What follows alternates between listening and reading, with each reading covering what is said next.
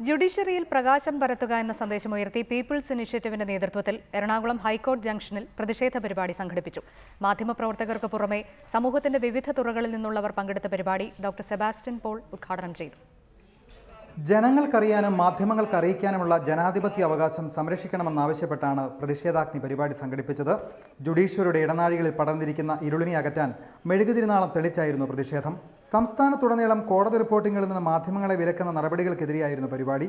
ഹൈക്കോടതിയിൽ ഉൾപ്പെടെ മാധ്യമപ്രവർത്തകർക്ക് അപ്രഖ്യാപിത വിലക്ക് ഏർപ്പെടുത്തുന്ന അഭിഭാഷകരുടെ നിലപാട് തുടരുമ്പോഴും ജുഡീഷ്യറിയുടെയും സർക്കാരിന്റെയും ഭാഗത്തുനിന്ന് ക്രിയാത്മക ഇടപെടലുകൾ ഉണ്ടാകാത്തതിനെതിരെ വിമർശനമുയർന്നു. സംസ്ഥാനത്ത് നടക്കുന്നത് ജുഡീഷ്യൽ എമർജൻസിയാണെന്ന് പ്രതിഷേധ പരിപാടി ഉദ്ഘാടനം ചെയ്ത ഡോക്ടർ സെബാസ്റ്റ്യൻ പോൾ അഭിപ്രായപ്പെട്ടു. ഇവിടെ ഇപ്പോൾ ഉള്ളത് അഭിഭാഷകരും മാധ്യമപ്രവർത്തകരും തമ്മിലുള്ള ഏറ്റുമുട്ടലോ വഴക്കോ അല്ല. ഇവിടെയുള്ളത് ജുഡീഷ്യൽ എമർജൻസിയാണ്. ജുഡീഷ്യറി അടിയന്തരാവസ്ഥ പ്രഖ്യാപിച്ചിരിക്കുകയാണ്. പക്ഷേ ജുഡീഷ്യറിയിൽ അങ്ങനെ ഒന്നുണ്ടാകും എന്ന് നമ്മൾ പ്രതീക്ഷിച്ചിരുന്നില്ല.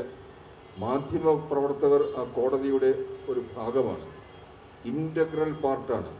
മാധ്യമപ്രവർത്തകരും അഭിഭാഷകരും തമ്മിലുള്ള അഭിപ്രായ ഭിന്നതയകറ്റാൻ ഹൈക്കോടതി ജഡ്ജിമാർ ഉൾപ്പെടെയുള്ളവർ മൗനം വെടിയണമെന്നും പ്രതിഷേധ പരിപാടിയിൽ ആവശ്യമുയർന്നു. ഇരുളിന്റെ ആധിക്യം ഏറെ വർദ്ധിക്കുന്നതിന് മുൻപ് മെഴുകുതിരി തെളിച്ച് വെളിച്ചം പകർന്നാണ് പരിപാടി അവസാനിപ്പിച്ചത്. റിപ്പോർട്ടർ, കൊച്ചി.